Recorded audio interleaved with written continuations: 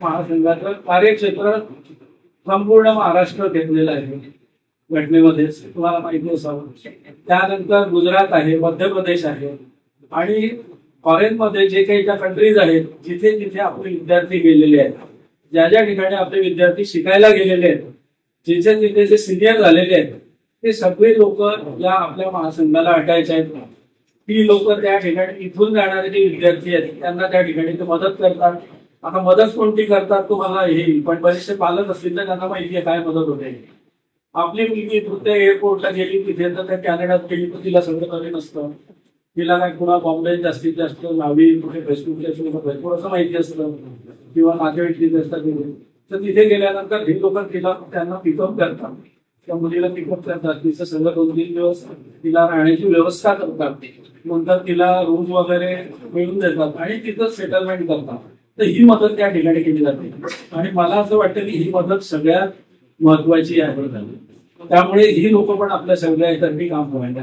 महाराष्ट्रामध्ये काय झाले की महाराष्ट्रामध्ये आमच्या कार्यकारी मिटिंगने ठरवलं की याच्यामध्ये आपण आपले विभागावर हा समाज हा समाज खूप पसरलेला आहे महाराष्ट्रामध्ये नोकरीच्या आणि व्यापाराच्या निमित्ताने.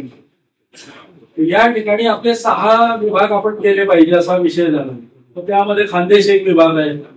तिथे खानदेशामध्ये लेवा पाटीदार समाज हा खूप संख्येने आहे. त्या ठिकाणी विदर्भ आहे, विदर्भामध्ये आपला लेवा पाटीदार समाज खूप आहे म्हणून एक विदर्भ विभाग केला. त्यानंतर पुण्याला आपली मंडळी खूप नोकरीसाठी आणि व्यवसायासाठी गेलेली आहे त्यामुळे पुणे विभाग केला. त्याचप्रमाणे मुंबई, आता मुंबईचं इंटरनॅशनल सेंटर आहे त्यामुळे त्या इंटरनॅशनल सेंटरला आपण मुंबई विभाग असा केला. नाशिकला आपले लोक भरपूर आहे म्हणून नाशिक विभाग केला. मराठवाड्यामध्ये खूप लोक आहेत आपले त्यामुळे मराठवाडा विभाग केला. तर या ठिकाणी सगळे असे साधारण सगळे लोक ही या लोकांना आपण प्रतिनिधित्व करावं, त्यांच्या अडचणी कराव्या, सॉल्व्ह कराव्या अशा पद्धतीने हे सूचना तयार करण्यात आली. आता या ठिकाणी महासंघाचं जनरली सगळ्यांना आहे किंवा बरेच लोक इथे बसलेले आहे. म्हणजे गोरगाव पंचायत आहे, मग याचं काय काम आहे. आता तुम्हाला मी सांगतो गोरगाव पंचायत आहे आपल्या 4 शिक्षक संस्था आहेत. गोरगाव पंचायत आहे, दुसरी महाराष्ट्र लेवा पाटीदार महासंघ आहे, तिसरा अखिल भारतीय युवक महासंघ आहे आणि चौथी उद्योजकांसाठी काम करणारी आपली लेवा चेंबर ऑफ कॉमर्स, इंडस्ट्री आणि ऍग्रिकल्चर आहे. या 4ही शिखर संस्था आहेत पण आपली मातृसंस्था ही गोरगाव लेवा पंचायत आहे. हे आपल्याला विसरून चालणार नाही. त्यामुळे असं काही नाही आहे. उलट भरपूर लोक मला म्हटली की म्हणजे बा एवढे ताकदवान आपल्याकडे या संस्था आहेत आणि गेल्या कित्येक वर्षापासून बरेच लोक हे कामं करतायत. तर ही ताकद एकत्र झाली तर काय होईल, म्हणजे समाजाचं चित्र कसं बदलेल माहिती. तर या ठिकाणी बऱ्याच लोकांनी त्यांची मतं मांडली. तर म्हटलं बा मला जिथे जेव्हा काही चान्स मिळेल म्हटलं त्या ठिकाणी मी हे बोलेल म्हटलं. तर बऱ्याच लोकांचं म्हणणं होतं की आपण एकत्र काम केलंय, आपण कुठल्या अस्तित्वासाठी किंवा याच्यासाठी लढायला नको. कारण शेवटी समाजाचा केंद्रबिंदू काय, शेवटचा माणूस आहे, त्याला रिलीफ आपण देऊ शकतो तरच ती समाज सेवा, नाहीतर मग काय त्याचा उपयोग आहे. म्हणून या ठिकाणी हाही विषय खूप महत्वाचा आहे. आपण सगळ्यांनी विचार करावा. मी बोललो हे प्रातिनिधिक स्वरूपात आहे, हे माझे विचार नाहीये, आपल्यामधूनच आलेल्या लोकांनी हे सगळं सांगितलेलं. आता महासंघाचं सर्वात महत्वाचं काम काय आहे. महासंघाने सर्वात पहिल्यांदा ठरले की समाज जो आहे लेवा पाटीदार या समाजाची एकी साधायची आहे. आता एकी साधणं हे काही एवढं काही लोक नाही आहे किंवा सगळे लोक एकत्र येऊन, पण ही सुरुवात करायची. पण एकी साधायची. समाजातले जे ज्वलंत प्रश्न आहेत, ज्वलंत प्रश्न मध्ये आता मला पटकन आठवलं खडसे काका बोलणार आहेत विवाहाची आचारसंहितेवर. असे ज्वलंत प्रश्न या महासंघाच्या माध्यमातून घेतले पाहिजे. त्याचप्रमाणे जो आपला ग्रामीण भागामध्ये जो आपला शेतकरी माणूस आहे त्या शेतकऱ्या त्याला कुठेतरी रिलीफ मिळतो का, त्याला काहीतरी पूरक उद्योग करायला मार्गदर्शन करता येईल का. आता मागच्या वेळेला तेव्हा आपण मिटिंग 30 तारखेला आम्ही शरददादा आम्ही होतो, या खालीच मिटिंग झाली. त्यामध्ये या पिंपळे सौदागर या मंडळाने इथे ऍप तयार करून देऊ असं त्याचं हे ऍप ही मंडळी पुरवणार आहे. तर शेतकऱ्यांना हे ऍप तयार करून देणार आहे. त्या ऍप मध्ये सर्व अडचणी ज्या आपल्याला आता ज्या आहेत त्या सर्व अडचणी तिथे त्याला ऍट अ ग्लान्स मध्ये मोबाईलवर सर्व कळतील. त्याची इव्हन डीपी जळाली तेही कळेल. बरोबर, डीपी जळाली त्याला कुठलं काय कुठल्याही काय आता फवारणी कोणती करायची पावसाचं हवामान काय होणार आहे, कसं होणार आहे, त्याच्या आधी तुम्ही कोणती कामं करायची, अशा प्रकारचं ऍप हे तयार करणारे लोक हे आपल्या कॉलेज ऑफ इंजिनिअरिंग पुणे सगळ्यांना माहिती आहे. त्याचे जे कुलगुरू आहेत डॉक्टर सुनील विरोड आणि त्यांचे एक मित्र आहेत चौधरी. तर अशा प्रकारचं काम हे जे शेतकऱ्यांना आहे ते काम होईल. त्याप्रमाणे बऱ्याचशा गोष्टी अशा आहेत की आता ते बऱ्याचशा सगळ्यात संवेदना आपल्याला माहिती आहे समाजात बेकार प्रॉब्लेम आहे, मुलांचे लग्न होती वगैरे तो विषय अजून त्याच्यात आहे, तो स्वतंत्र विषय आहे. तर ह्या सर्व गोष्टी जे ज्वलंत प्रश्न जे समाजामध्ये आता हा कोण काढून बसलेले आहे याच्यावर काय काय करता येईल हे महासंघाने ठरवलेलं आहे. तो महासंघाचा उद्देश आहे. हे सगळे जर आव्हानं जर महासंघापुढे आहेत की प्रत्येक महासंघ काय म्हणजे प्रत्येक गावामध्ये तुम्ही महासंघाची शाखा काढा, त्या ठिकाणी त्याच्याखाली त्या बॅनरखाली एकत्र या, पूर्ण सामाजिक काम त्याच्यामध्ये करायचं आणि त्या ठिकाणी जी काही त्या गावामध्ये कार्यकारिणी 21 लोकांची काय 50 लोकांची किती कार्यकारिणीला बंधन नाही ती तयार करा, समविचारी लोक करा, म्हणजे समाजासाठी डेडिकेटेडली काम करतील, त्यांना समाजाची खूप कळकळ आहे आणि एकमेकांना मदत करणारे लोक असे त्याच्यामध्ये घ्या. कारण काय आहे की याच्यामध्ये पुढे तुमच्या न्हावी गावामध्ये समजा महासंघाला काम करायचं आहे तर प्रत्येक वेळेला आम्ही नाही येऊ शकणार, आम्ही लांब राहतो तुमच्या बरोबर, आम्ही ज्या ठिकाणी राहतो त्या ठिकाणी परत आम्ही जाऊ शकतो, पण या ठिकाणी तुम्हाला मार्गदर्शनच करू शकतो. त्यामुळे आपल्याला कार्यकर्त्यांची फळी निर्माण करणं हे खूप गरजेचं आहे आणि प्रत्येक गावामध्ये टीम तयार करायची आणि ते हे सोशल काम महासंघाच्या डायरेक्शनला महासंघ या ठिकाणी तुम्हाला सर्व प्रकारचा टॅलेंट आणि सर्व प्रकारचे जे हे आहेत लोक जे अनुभवी म्हणून किंवा प्रशिक्षित झालेले किंवा जे ट्रेनिंग घेऊ शकतील अशी सर्व ट्रेनिंगची टीम महासंघामध्ये ठेवलेली आहे. त्यातले आमचे डॉक्टर महाजन साहेब आहेत, ते नेहमी म्हणत असतात की अरे बाबा थोडी पोरगा एका पाठव माझ्याकडे, अशा पद्धतीनं त्यांचं भरपूर चालत असतं. हे कोर्सेस आहे, आपल्या पोरांना फायदा झाला पाहिजे, आपल्या पोरांना असं झालं पाहिजे, मला ते रोज टाकत असतो, आम्ही ते टाकत असतो, लोकांना कळत असतं. तर अशा पद्धतीप्रमाणे काम हे आपल्याला करता आलं पाहिजे. त्या दृष्टीने खरं आजची मीटिंग आपण कॉल केलेली आहे.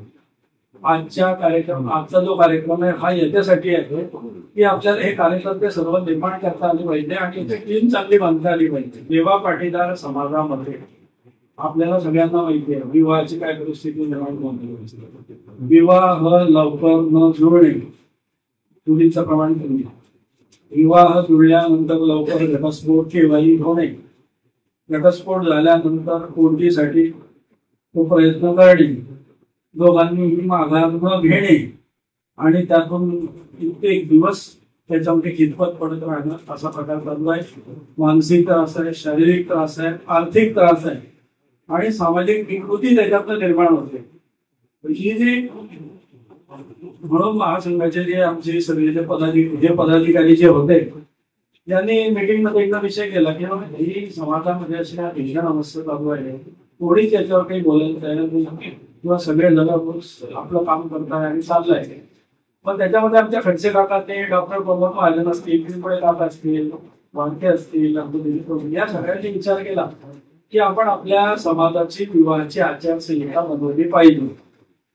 मग त्याचं इन्स्पिरेशन कुठून मिळालं की तुम्ही पुण्याचं हंबणे प्रकरण ऐकलंय, सगळ्यांनी पाहिलं असेल, वाचलं असेल फेसबुकवर येतं, ते आपल्याला चर्चा नाही करायची.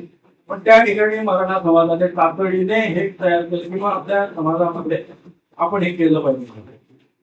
पुण्यामध्ये मराठा समाजाच्या लोकांच्या जागा खूप आहे, त्या जागेला सोन्यापेक्षा इकडे डायमंडचे भाव आहे, त्यामुळे पैसा खूप आहे. आपल्याकडे केळी आहे पण आपण आपला आलेल्या पैशाचा उपयोग आपल्याला कसा करावा हे पण आपल्याला आपण गरजेचं आपल्याला बघणे. त्या दृष्टीने खडसे काकांनी काय केलं, त्यांनी पुढाकार घेतला, 1000 लोकांचा ग्रुप तयार केला व्हॉट्सअप. त्याच्यामध्ये समाजातले सर्व जे नंबर अवेलेबल होते आणि जे सामाजिक कामाला फार त्यांचा उत्साह असतो ते 1000 लोकांनी त्याच्यावरती चर्चा करायला सुरुवात केली की विवाहाची आचारसंहिता कशी असली पाहिजे. मग भरपूर लोकांचे सजेशन त्याच्यात आले. 1 महिना तो ग्रुप चालला, त्याच्यावर खूप लोकांनी बंधन केलं, असं पाहिजे तसं पाहिजे तसं पाहिजे.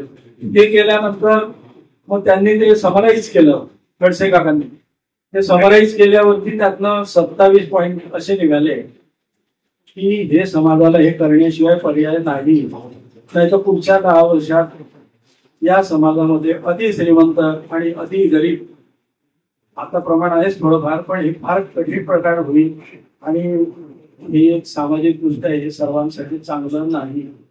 त्या दृष्टीने मग त्यांनी ती आचारसंहिता तयार केल्यानंतर ती पब्लिश केली आहे. आम्ही सगळे, एक मला तुम्हाला विषय सांगायचा राहिला की आपल्या समाजाचे सर्व भारतभर जगातले बघून 120 ते 125 समाज मंडळ आहेत.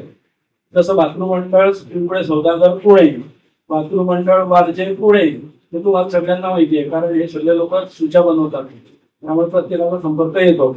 असे 120 ते 125 समाज मंडळ आपल्या समाजाचे आहेत आणि सगळे समाज मंडळ कसे आहेत त्यांच्या त्यांच्या ठिकाणी 2-3 वर्षभरात कार्यक्रम करतात, गुणगौरव पुरस्काराचा कार्यक्रम करतात, एकत्र येतात, 15 ऑगस्टला एकत्र येतात, जेवण करतात वगैरे असं होतं. पण त्याच्यातून हे सामाजिक काम थोडंसं आपलं मागे पडलेलं आहे. तर हे सगळे महासंघाचे सभासद, महासंघाची घटना जशी आहे की हे सगळे सभासद करायचे आणि याला ज्या ज्या अडचणी येतील त्यांना त्या गाईड करायच्या आणि त्याच्यातून हे सामाजिक ऐक्य आपलं साधायचं. हा विषय माझा तेव्हा संपन्न राहून गेला होता. तर हे आचारसंहिताची आहे, सडसे काका वाचणारच आहे, तुम्हाला जास्त समजेल, मी त्याच्याबद्दल बोलणार नाही. त्याच्यानंतर ही आचारसंहिता तयार केल्यानंतर प्रत्येक गावामध्ये, प्रत्येक याच्यामध्ये कोणीतरी मेंटेन करणारा पाहिजे, नाही कोणीतरी सांगणारा पाहिजे की बाबा असं नाही, आपली आचारसंहिता अशी आहे, कसं आहे कसं आहे. त्याच्यासाठी एक अनुपालन समिती गठीत करायची. अनुपालन समिती म्हणजे ती कंट्रोल करेल, म्हणजे आता कोणाला काही असं हे नाही करणार असं, कारण हे हा विषय जो आहे हा ऐच्छिक आहे. मी परत सांगतो की आपल्या समाजामध्ये जे लोकांची आर्थिक स्थिती चांगली आहे ते ऐकणार नाही. ते काय म्हणते की आमच्याकडे पैसे आहेत, आम्ही आमचा आनंद तुम्ही काय घ्यावा, खोटं बोलतोय का? बरोबर आहे ना? मग त्यामुळे मग ही आचारसंहिता आपण सगळ्यांसाठी तयार केलेली आहे. पण जो समाजामध्ये शेवटचा माणूस आहे की ज्याला लग्नासाठी 2 काढावं लागतं आणि लग्न झाल्यानंतर 5-6 वर्ष तो EMI भरत बसतो आणि वेगवेगळ्या अडचणीत सापडतो, ते होऊ नये म्हणून ही आचारसंहिता आहे. या आचारसंहितेचा उद्देश तो आहे. आणि मग हळूहळू बाकी लोक सामाजिक भान जर ठेवतील सगळे, जे ज्यांची आर्थिक दृष्टी चांगली आहे ते लोकही करायला लागतील, नाही सगळं हळूहळू करायला लागतील. आमचे खडसे काका म्हणतात असं की अशा पद्धती, म्हणून ते त्यांचेच विचार मी मांडतोय. तर या ठिकाणी असं याचं अनुपालन समिती आपल्याला तयार करायला पाहिजे. आणि मी परत सांगितलं की हे सगळं जर करायचं असेल तर आपल्याला कार्यकर्ते या ठिकाणी जोडले पाहिजे. आणि 1-2 लोक किंवा 8-10 लोक हे काम करू शकत नाही. पण मी खरंच कौतुक करेल शरद दादांचं, नरेंद्र दादांचं, नंतर आमचे लढे सर, आमचे कीर्ती पाटील सर, नंतर धनंजय फिरके सर, त्यांनी खूप अगदी उत्साहाने सगळं घडवून आणलं, करून आणलं. त्यामुळे खरंच मी त्यांना महासंघातर्फे परत शुभेच्छा देतो. आणि या ठिकाणी माझं खरोखर लांबलेलं प्रास्ताविक तुम्ही मला ऐकून घेतलं. माझ्याकडनं काही थोडंसं काही बोलल्या गेलं असेल किंवा चुकीचं असेल तुम्हाला माफ करा. या ठिकाणी मी थांबतो. धन्यवाद. जय देवा.